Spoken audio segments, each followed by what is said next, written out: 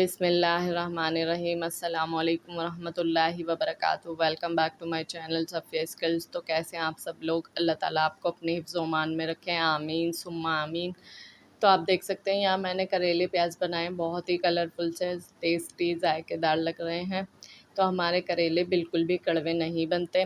अगर आप अपने घर में करेले बनाते हैं और वो कड़वे रह जाते हैं तो मेरी रेसिपी को फॉलो करें, तो आपके करेले बिल्कुल भी कड़वे नहीं होंगे, ये मेरी गारंटी है। तो चलिए टाइम ज़ाया ना करते हुए रेसिपी को स्टार्ट करते हैं। तो यहाँ पर मैंने करेले ले लिए हैं 1 किलो। करेले देख सकते हैं आप कैसे हैं, छोटे छोटे करेले लिए हैं मैंने, और डार्क ग्रीन कलर के देख कर लीजिएगा। तो ये करेले बहुत अच्छे निकलते हैं अंदर से। तो यहाँ मैंने करेलों को धोकर बारीक बारीक काट लिया था। आप चाहें तो करेलों के बीज रिमूव कर सकते हैं, पर मैंने करेलों के बीज नहीं निकाले थे। और यहाँ पर मैंने करेलों में थोड़ा सा नमक डाल के और उनको नमक लगा के 2 घंटे के लिए रख दिया था, ताकि उनका एक्स्ट्रा कड़वा पानी निकल जाए।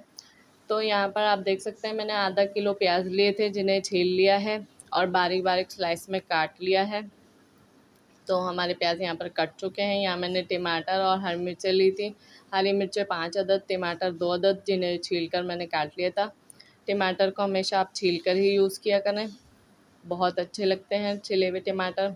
तो यहाँ पे मैंने कश्मीरी लाल मिर्च का पाउडर लिया है पाव चम्मच, और नॉर्मल लाल मिर्च का लिया है पाउडर मैंने 1 चम्मच, और हल्दी ली है यहाँ पर मैंने पाव चम्मच। क्योंकि करेले भुने हुए बनते हैं तो इसमें ज़्यादा नमक मिर्च मसाले ऐड नहीं होते। नमक लिया है मैंने हस्बे ज़ायक़ा, क्योंकि करेलों में हम नमक ऐड कर चुके थे। तो यहाँ रेसिपी का सबसे मेन इंग्रेडिएंट मैंने ले लिया है इमली। तो इमली को मैंने यहाँ पर गर्म पानी डाल के भिगो दिया है, तो जिससे इसके गुठलियाँ और पल्प अलग हो जाएगा।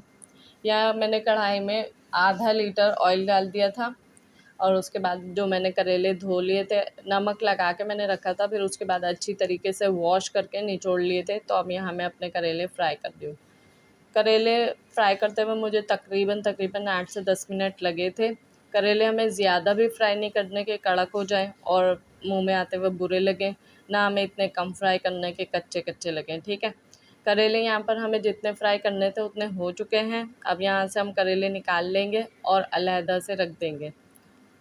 इस तरह हम स्ट्रेनर की मदद से करेलों को अच्छी तरह निचोड़ कर निकाल लेंगे और अलहदा रखते जाएंगे। तो आप देख सकते हैं यहाँ मैंने करेले निकाल लिए हैं और अलहदा रख दिए हैं। अब जो बाकी बचा हुआ ऑयल था करेलों को, उसी में हम अपने प्याज फ्राई कर लेंगे। प्याज को भी हमने ज़्यादा फ्राई नहीं करना, आधा तकरीबन पकाना है, ताकि प्याज का कलर भी ख़राब ना हो और जो है ना प्याज कच्चे भी ना लगें, इतना फ्राई करना है हमने। तो ये देखें, बस हमें इतना प्याज को पिंक करना था कि अगर हम खाकर भी देखें तो हमें कच्चा कच्चा प्याज महसूस ना हो। तो प्याज को भी हम करेलों के ऊपर ही निकाल कर रख देंगे और कढ़ाई में से बचा हुआ ऑयल निकाल देंगे। बस बिल्कुल थोड़ा सा 2 टेबल स्पून के करीब ऑयल छोड़ देंगे, और जो है प्याज हमने फ्राई किए थे उसी में से थोड़े से प्याज लेकर डाल देंगे, और कटे हुए टमाटर हरी मिर्च ऐड करके उनको अच्छी तरीके से फ्राई कर लेंगे। तो आप देख सकते हैं यहाँ मैंने टमाटर हरी मिर्चें ऐड कर दिए हैं और चमचे की मदद से मैं उनको फ्राई कर रही हूँ। ठीक है, अब यहाँ इस स्टेज पर हम टमाटर हरी मिर्चों में थोड़ा सा पानी ऐड कर देंगे। तो व्यूअर्स, अगर आप चैनल पर नए हैं तो प्लीज़ चैनल को लाइक शेयर एंड सब्सक्राइब लाजमी करके जाइएगा, और साथ में लगे घंटे के बटन को ज़रूर हिट करिएगा, ताकि मेरी रेसिपीज़ आपको सबसे पहले देखने को मिलें। मेरे चैनल पे आपको और भी चीज़ें देखने को मिलेंगी। तो यहाँ पे मैंने पानी ऐड कर दिया था, उसके पानी ऐड करने के फ़ौरन बाद ही अपने सारे पाउडर मसाले हम ऐड कर देंगे और अच्छी तरीके से मसाले को भून लेंगे। आप देखें, मैं एक के बाद एक सारे मसाले ऐड करती जा रही हूँ और मसाला बहुत ही अच्छे तरीके से हमारा फ्राई हो रहा है। यहाँ देखें, मैंने इमली का पल्प तैयार कर लिया है। अब इमली का पल्प कब यूज़ होगा वो भी आपको पता चल जाएगा। यहाँ देखें, हमारा मसाला अच्छी तरीके से भुन चुका है, टमाटर भी सॉफ्ट हो चुके हैं।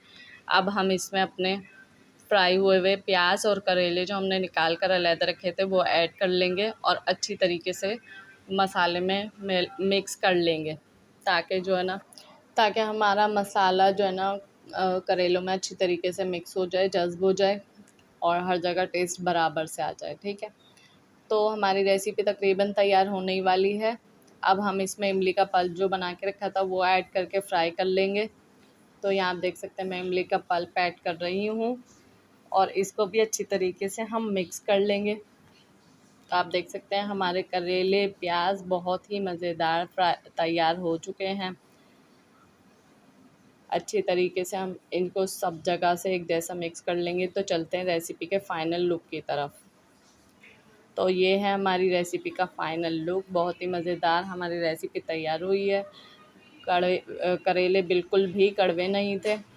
तो जाते जाते कहना चाहूँगी कि मेरे चैनल को please like share and subscribe ज़रूर करिएगा। इतनी मेहनत से वीडियोस बनाती हूँ तो सब्सक्राइबर बिल्कुल भी नहीं बढ़ रहे।